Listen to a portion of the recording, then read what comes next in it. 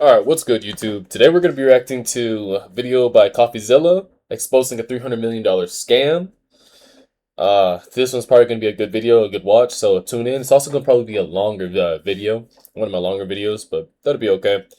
Make sure you like, comment, and subscribe. Also subscribe to Coffeezilla. I'm going to be linking the video, the original video down below. If you don't know who Coffeezilla is, excuse me. He is a internet investigator who has a track record about exposing a lot of scams and just generally getting these guys the fuck out of here. I believe the guy's name was Sam Bankman-Fried or something like that. I believe that's one of his largest scammers that he's brought down. He's a billionaire. So yeah, let's go and get into this. My God-given gift was that people are attracted to me. People just naturally. Yeah, this is gonna be a good watch. Me. What I'm expecting from this, I haven't seen too much of it. I've seen like the first 30 seconds and knew I had to get on this video ASAP. From what I'm getting from this guy right here, what's his name? My circle of influence. This guy right here is basically just a fucking liar and a scam artist. So hopefully we can see if this is actually just allegations or if this is going to be the full investigation and the full expose. Let's go. Gift was that people are attracted to me. People just naturally gravitate towards me. My circle of influence started growing. So natural. Today we're investigating one of the hardest cases of my career. A $300 million private equity company down a little bit so the compression's a little bit better. Where the CEO was taking private planes, buying Rolls-Royces, expensive mansions, you know, YouTube while does. claiming that the whole thing was audited back to 115%. They even took retiree money. I mean, what could go wrong? And when I was called to investigate them 6 months ago, I really had no idea what I was stepping into. Little did I know, this would be one of the toughest cases of my career. Oh shit. One thing about Coffeezilla, this dude's gonna have incredible production. While still keeping it nice and based as well. It's not overly produced, but the production is, you know, high quality. So Coffeezilla.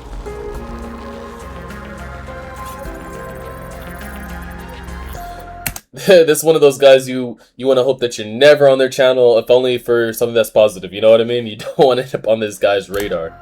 Jesus Christ. Gotta take you down. So the first time I ever heard about Goliath was actually from another journalist. My name is Danny Dehick, and I've been investigating Goliath Ventures since the 1st of September 2025. That's Danny. He's a journalist who's been featured by the New York Times, and he told me Goliath was a company that had hundreds of millions of dollars invested, and something just didn't feel right. So my first question to him was, well, who runs this thing? The man behind it all, Christopher Delgado. Today's guest is someone real special. My friend, when I heard your story, I just zoned into it. I'm like, I have to have this gentleman on my podcast. Not one person. I'm not gonna lie to you. I mean, I don't know. I mean, I guess it's par for the course with, you know, people who get a lot of money. They kind of celebrate and, you know, they go a little bit more extravagant. I would not be investing any serious cash into anybody that has a haircut looking like this, dude. Fuck out of here.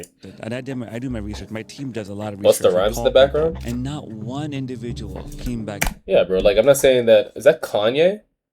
Yo, I'm not saying that. I'm not saying that this guy, like, I don't want to have, like, any type of prejudice against people who have dyed hair. I'm just saying, like, I'm not sure if my business would be taken this serious. You know what I mean? Negative. Chris, But welcome. I could be completely wrong. Thank you for having me, KB. Chris, where you come from?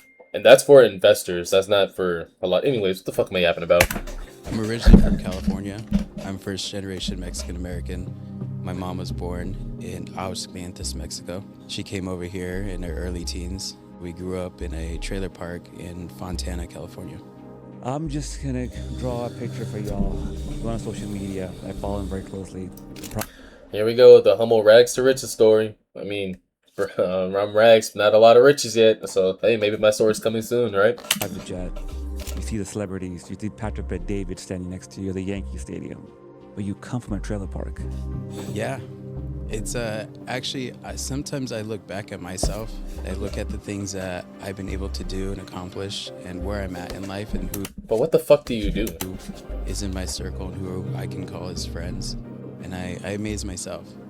but I think a lot of that comes with opportunity. I don't think people really understand the amount of risks that I took early on in my life, not only my corporate career, but also even with my current company, and what I was willing to do and what I was willing to lose to get to this part. Now, let's be honest. If you saw that kind of story anywhere but on this channel, you might say Chris represents the American dream. His mom is an immigrant. He came from a trailer park. He took risks. And by his early 30s, he's rich, successful. But when I saw this, the first thing I thought was, well, where's the pitch, right? I mean, just to state the obvious, this whole lifestyle on Instagram thing, the celebrity. That's what I'm saying. He basically gives me a guy that's going to sell you a lifestyle and not actually, I don't know. It just comes off, I don't know, maybe, I don't know. Friendships, the story of overcoming all odds. It's pretty textbook marketing for a pitch, a sale. But with Goliath, it was like the opposite. No matter how much I watched clips of Chris, I just never found the pitch. Would I be open, just knock on your door, hey Chris, I have some money, can I invest with you? No.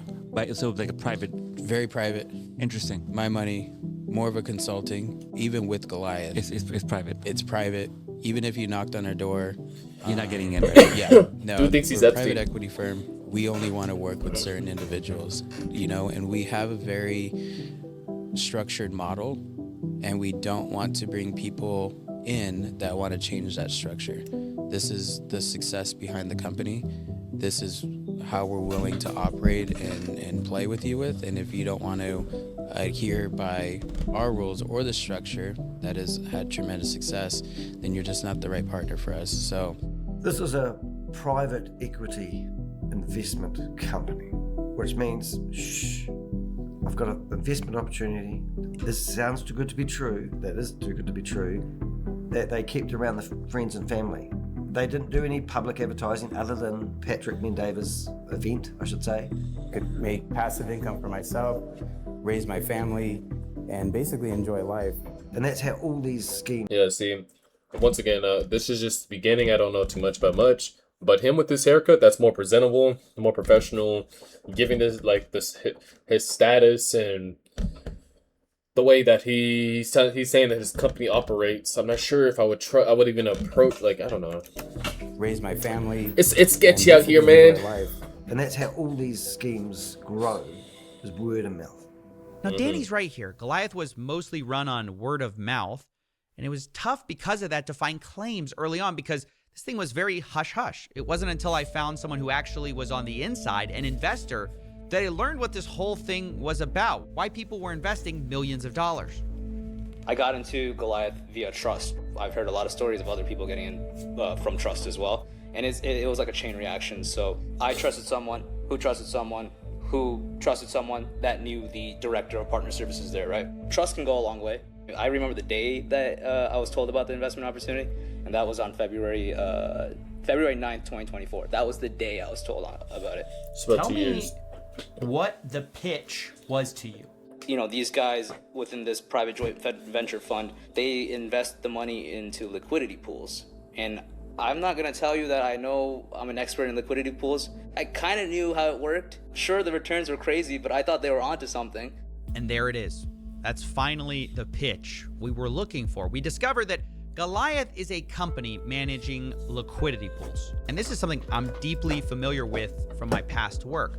Better yet, my source gave me emails, contracts, and I immediately knew Danny was right. I was wrong. Excuse that. Goliath claimed they were making all these profits from liquidity pools on Uniswap, which based on my experience would generate maybe 4 to 10% a year. Meanwhile, Goliath's contracts with investors said they would be paid 3, 4, 5% a month, and you could take payouts Damn. or you could leave it in. You could do something they called hyper compounding.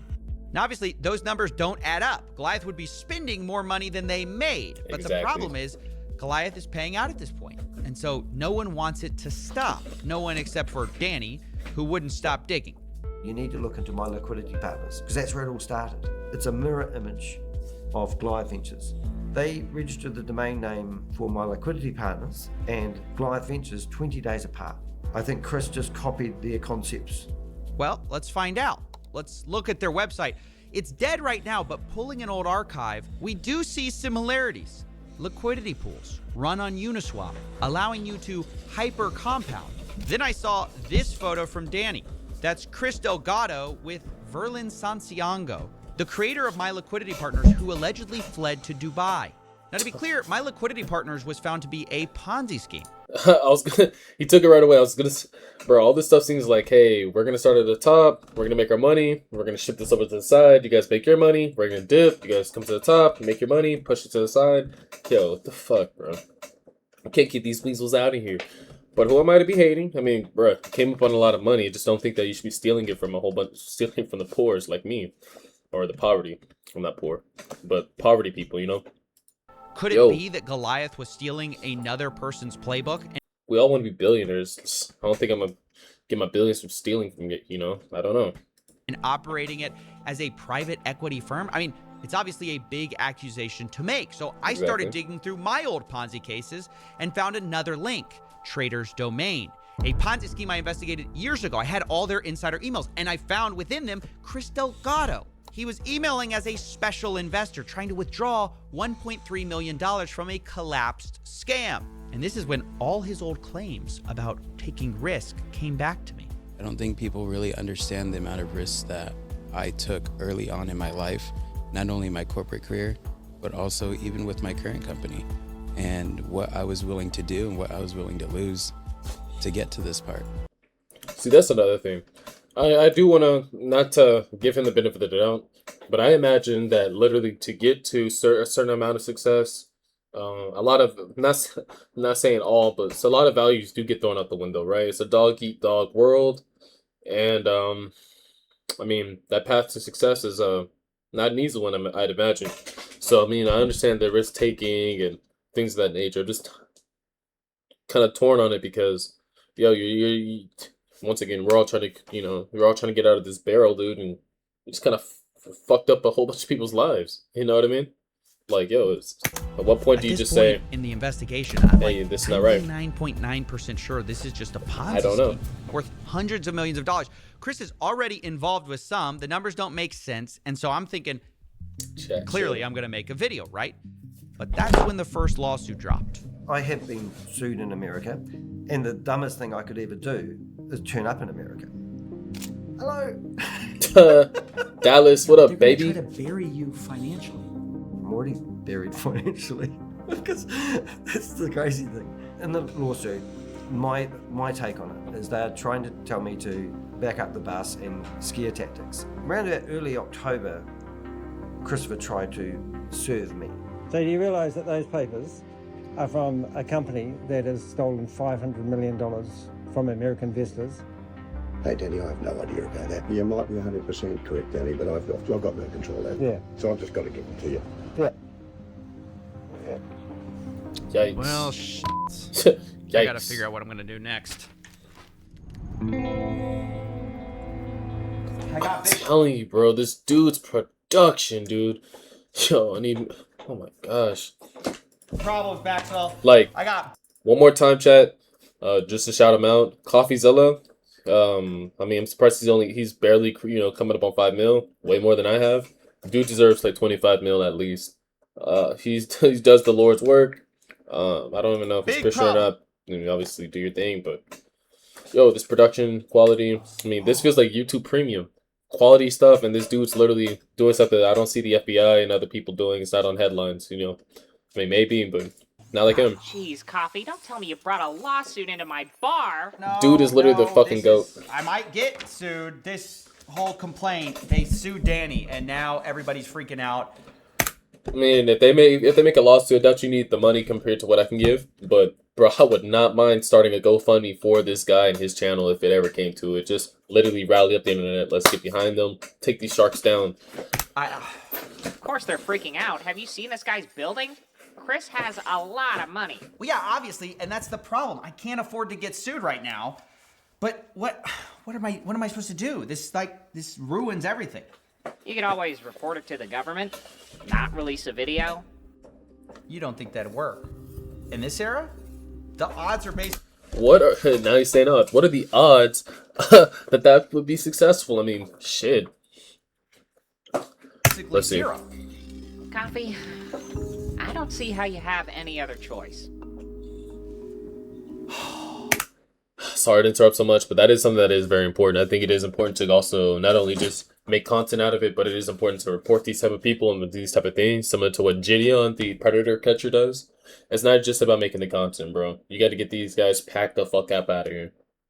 Like, these the evildoers that make it unsafe for you and your family, you know, to betray trust and ruin your grandparents and things like that. So maybe you're right. Maybe you can get help. Maybe you're right. I mean, it's worth a shot, right? Yeah, Let's you see. betcha. All right, well, thanks anyways. Later. Wait, what about your tab? Bartender, Pays please. his tab always comes out of my paycheck. Matter of fact, hold on. I'm his sidekick. He should be paying me. Yeah, here we go. Will Coffeezilla release a video about Goliath Ventures? Not anymore. Big Maxwell bucks, here we come. So, I don't really know how to say this, but it was at this point I decided to file a whistleblower complaint to the government. Sort of a Hail Mary. I mean, I didn't know what else to do. And yes, I know that's rich coming from the crime is legal guy, right? But what some of you don't know is I've done this several times before. Whenever I have enough evidence, I do feel it's important to not just make a YouTube video about it, but give the evidence to the proper authorities. That is continued even as our regulators have been gutted. Now, normally, I never talk about this activity because, one, a lot of times it goes nowhere, but also it can be sensitive, and so I generally don't talk about it. But in this case, it is essential to understanding what actually happened next, because without that whistleblower complaint, I was ready to give up on this case. I mean, I literally was like, what am I going to do here? I'm going to get sued if I talk about this, and like, what are my other options? But as I started to pull together evidence for this government tip, I got an email archive of Goliath's old newsletters, and I start to see more and more of what they've been telling people, and I'm just like, I can't believe what I'm seeing. I mean, near the top, a financial audit. They sent out a newsletter saying that they had an independent audit, and the independent auditor come back and said 115% of investors' funds were... There it goes, the independent audit. We audited ourselves and saw no wrongdoing. Let's go. For the whole year of 2024. So to be clear, this is an announcement of an audit sent to investors to reassure them Goliath was backed 115%. Now the key question is, who's the auditor? Who did the audit? Well, it turned out it was BlackBlock Management Services. Now just the name of that company got people pretty confused right away. I was on the phone to a fire lady and she was raving on about he's been in Forbes magazine. And I'm going, they pay for this. It's common. It's a sponsored advert. No interviewer, no name. And the funniest one, well, it wasn't funny, but they said, but they are part of, they're invested with BlackRock. And I go, no, it's BlackBlock. And I said, go to my BlackBlock, it's very confusing, .com. And it's not, and that's in the contract. You've just misheard it. So BlackBlock, a fly-by-night company, not BlackRock, the world's largest asset manager, is the actual people who audited this company. They are led by a guy named Matt Burks, and he's going to be very important to our story because this is when I started to first hear about retirement funds. You want to know more nonsense? Those retirement funds that they... Oh, shit. Now we're fucking with people's retirement, boys. Let's see. Rolled over. Or I'm still actually confused as to how they were able to take other people's retirement funds. They took people's retirement funds? Yeah. So people rolled over their IRAs. Get the fuck out of here, pack them up. I'm not saying that's as in I know anybody who did this, but that's what they also promoted the retirement fund stuff. They promoted that? Yeah, as in like they had like this team doing, I think it was Pierce Curry is from what I've Wealth MD? heard the name. Yeah, something like that. Now you can see the recognition from me there. My Wealth MD was this program I had seen pop up over and over again. Well, if you go to their page, who do you find behind it? None other than Matt Burks. The same person behind the audit company, BlackBlock, is the founder of My Wealth MD. And dude used dude used a stock photo of himself for both. That's funny. Got a copy of their investment contract. What I noticed is it looks very similar to Goliath's, but it gave you lower profits, only 2% a month for the first $1 million. And to make it stranger, Goliath Ventures was nowhere mentioned on their contract at all. Not only that, the website was clearly catered to older people, which concerned me. Unlike Goliath, they had videos of retirees endorsing the company. Definitely recommend them in particular for any financial retirement goals. Yeah, I'd feel very confident giving his name out. Poor dude, bro. Unless they paid you, bro, your shit got taken. To any of my friends or relatives. I would recommend to anyone, friends, people I care. You know what that came off as? I would recommend drugs to anyone. Would recommend to Yeah, I'd recommend anyone, crack. Yeah. Friends, people I care about. Have him meet with It's why it's them really important to watch and you discuss endorse. their issues, 'cause I Poor feel lady. sure he can help. And I guess the question is this related to Goliath if their name's not on the contract? Well, that's when Danny found an insider meeting between Goliath and Matt Burks, explaining how they'd be managing retirement funds through MyWealthMD. It's $1 trillion market, retirement accounts. So on qualified money, yes, essentially the way it works is whatever percentage they get paid, the fee over that just gets split between the referring partner or director and WealthMD. That's how it works. WealthMD does all the work. You guys starting to You're see that little responsible for pyramid? zero. Maybe? It's just I half don't and know. Let's half. see. You do zero work. Zero work for you. This is a room of basically recruiters for Goliath Ventures, and what they're told is they could get retirement money and funnel it into MyWealthMD, who would manage the back end and split profits with them. And then someone asked, when can we start doing this? For us. Does this go into effect Wait. right now? Right now it's available. Real right quick. Now. Yeah. Time out. Right. Time out. Sit before you don't get too excited. If someone is currently at a job, they have a 401k, thrift savings plan, something like that, that money we can't touch. If they are currently making contributions into a plan, it is not eligible for rollout in service. There is Yeah, one. get them to retire today. This is why if someone has a qualified plan, you say, call Matt. I know those questions to ask. And so if there's a way to get the money out, I will get it. Wow. When I saw this clip, I could not believe Damn! These guys are freaking heartless scumbags. that if there's a way to get the money out, I will get it.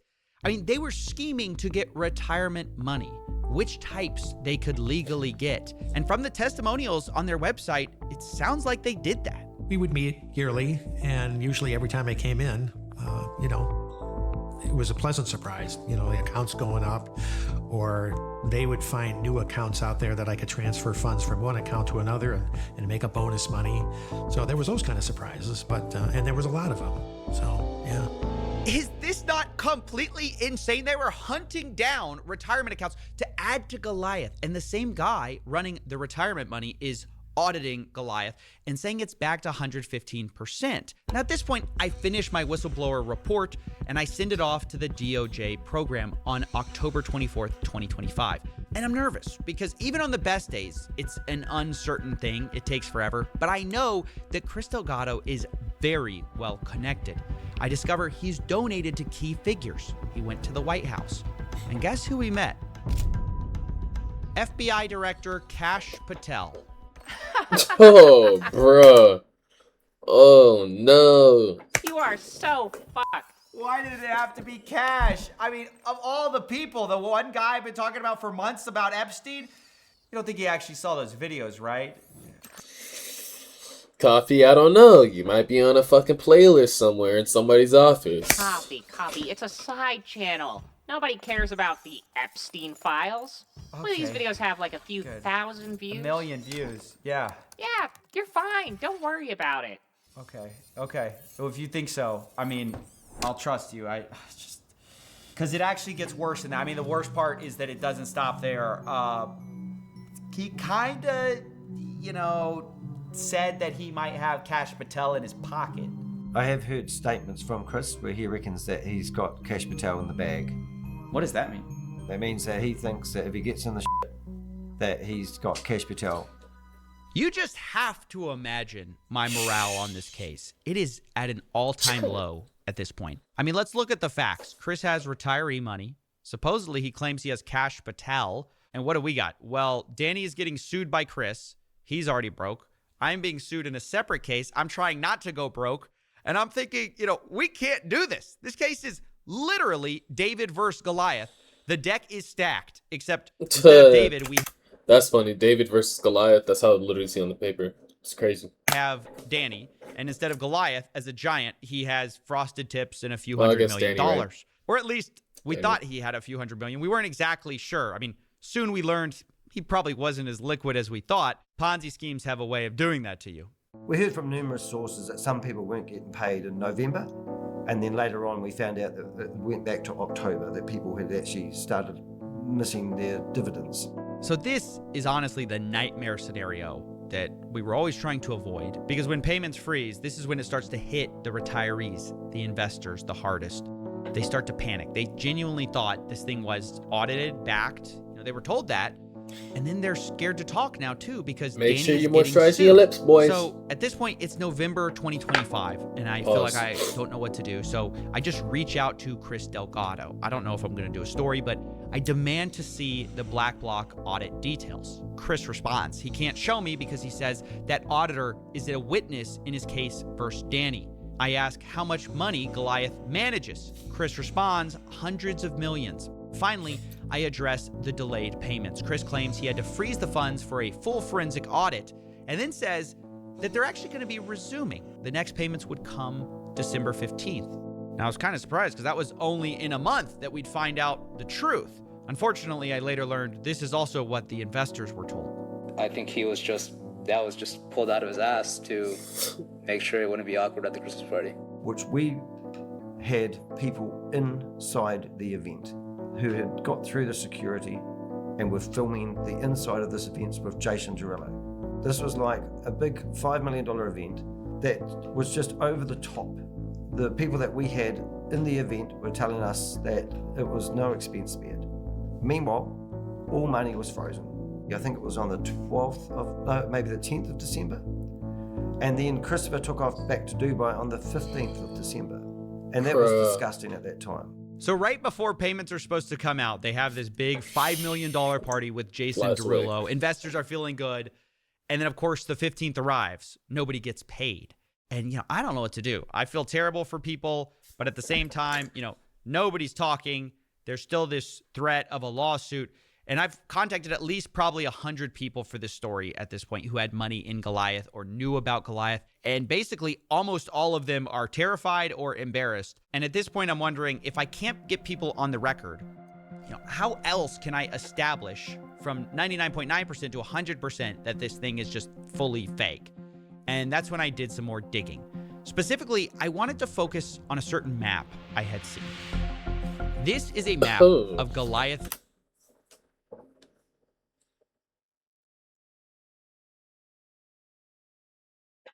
Ventures money. It's something I put in my whistleblower report. And it basically explained how they claimed the money would be sent around. Basically, people were wiring money into Goliath that goes to Coinbase. Eventually, that's sent to Uniswap for liquidity pools, which then they paid people out of. And I realized, if this was on the blockchain, we should be able to see proof of this, like trace it back to these supposed liquidity pools. But where do we start? Well, I had some victims' crypto payout wallets that I decided to use. I traced them backwards through the payments because in theory, if Goliath is really using those liquidity pools, I should see payouts coming from wallets connected to them, right? And eventually, after I had done that, what did I find? There are no liquidity pools in this scheme. Well, there was a tiny little bit. What I found was a little over $20,000, but almost all of the money, tens of millions of dollars, was going straight from Coinbase to pay out old investors. And Goliath says themselves, the Coinbase money, where's it coming from? New investors. So putting this together, new money goes to Coinbase, which pays out old money. And it was at this point I excitedly brought my results to Danny to see what he thought. So there's no incoming money. Where do they have it? So that's a graph of a Ponzi scheme. That's just brilliant. So that's fantastic. So that's great.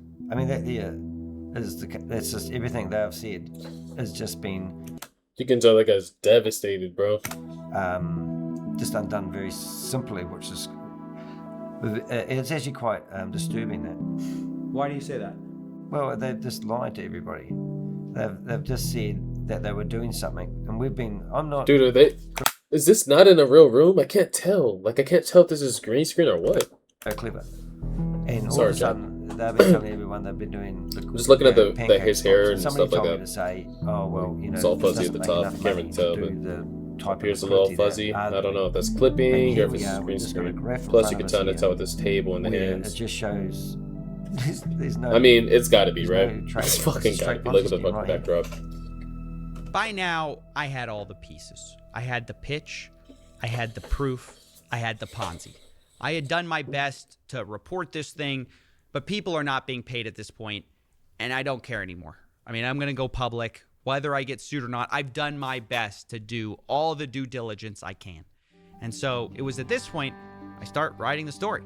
And right as I do, right before I filmed it, the craziest thing happened.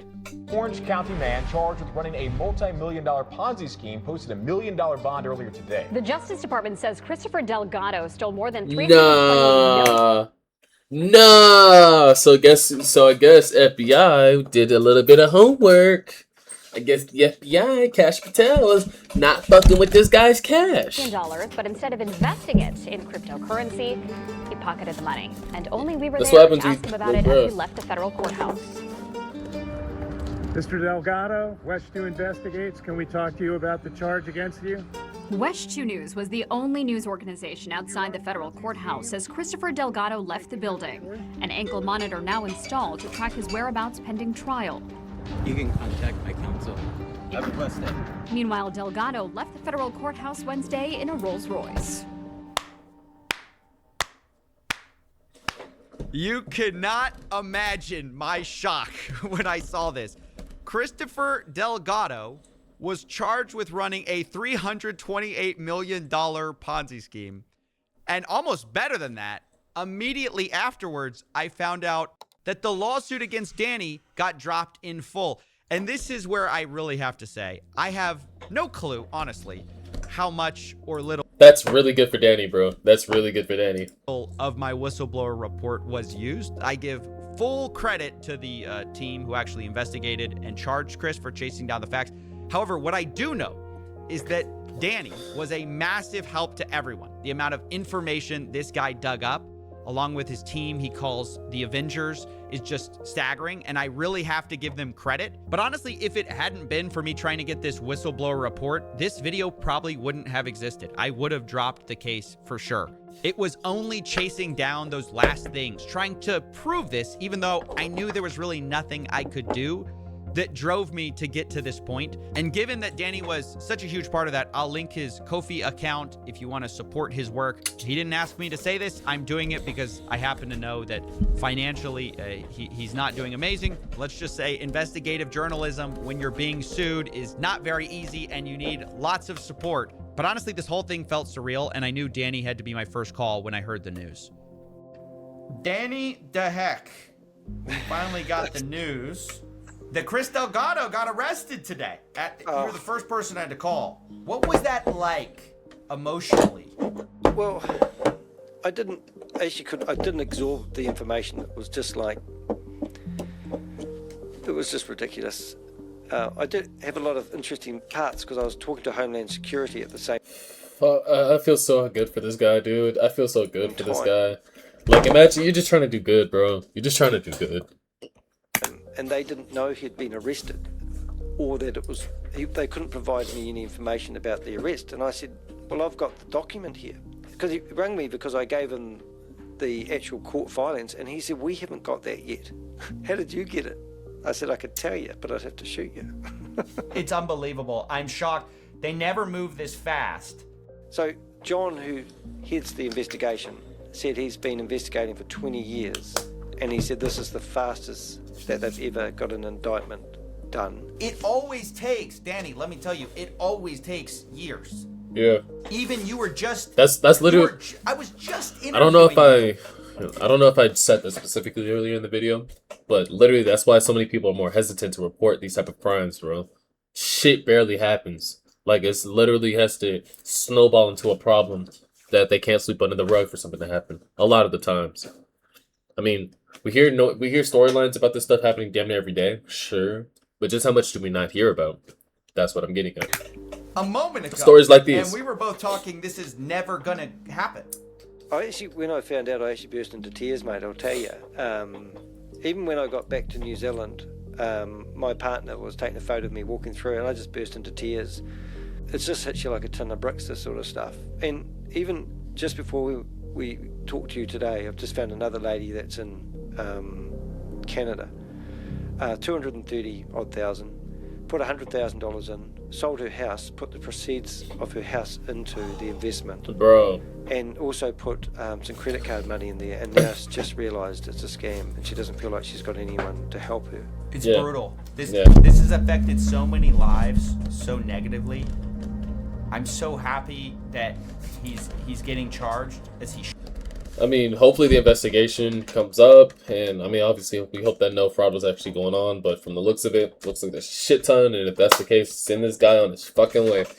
I mean, he's not a murderer, he's not a rapist, but he's definitely a fucking fraudster. We don't even really want this sort of result. Excuse me. You know, it's not why we do it. It is actually just trying to make a difference. The power of our it's literally just investigations is where I really, literally for the people. I'm prideful of that. The team that I have of volunteers is absolutely first class.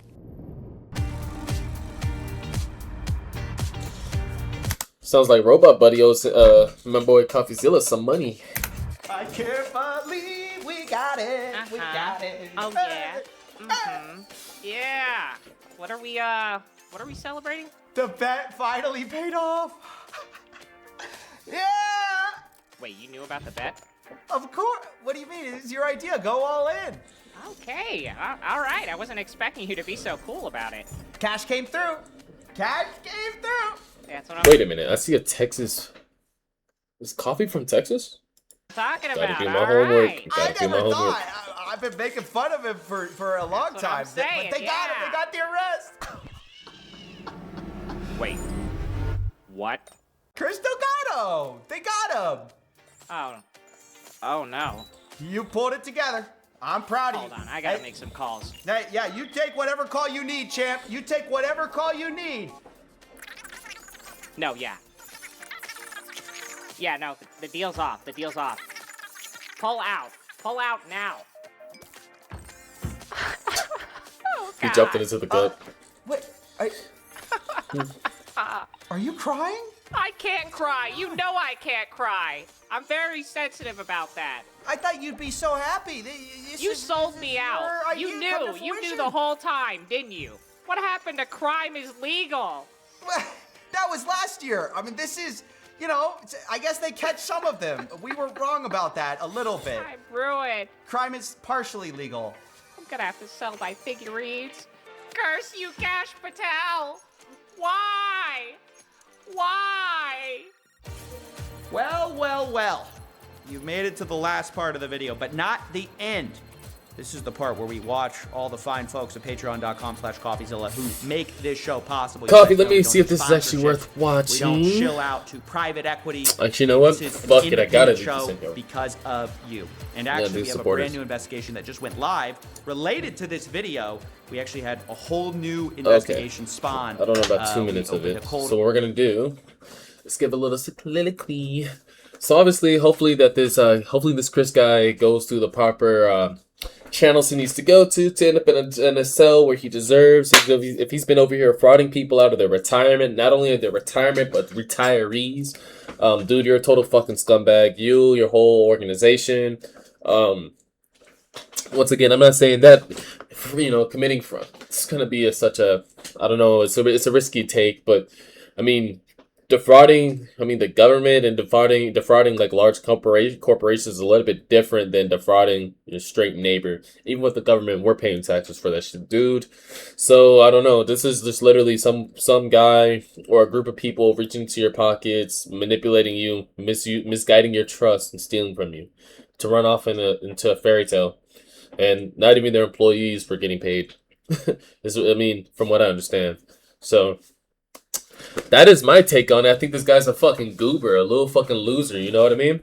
And to be honest, one less dickhead on the street. So Makes me a little bit happier, okay? I'm not sure how YouTube is gonna like my swearing, especially as it's a smaller channel, but one more time, shout out to Coffeezilla and another wonderful video. Let me go ahead and leave a like, and I don't know if I want to leave a comment. Let's go through some of these comments. The fact that Danny kept digging while getting sued, and Coffeezilla went as far as filing a whistleblower complaint instead of just backing down, shows shows what real journalism looks like. One more time, Coffeezilla is a class act. I'm always going to support him as long as he's up to good shit. Kash Patel went on a wild bender and woke up to find to his order that he done some actual law enforcement work. Yeah, I don't know. He might be put on the bench after this one. I don't know. Trump and the buddies are going to like this. All right, watch Coffee Suck and find out who's getting a presidential pardon next. What the fuck did I just say? The guy literally, I mean, text about literally looks like a scammer. Bro, what the fuck did I say at the what did I say at the beginning of the video? Bro's hair gave it away. No way I'm trusting him with my hard-earned money.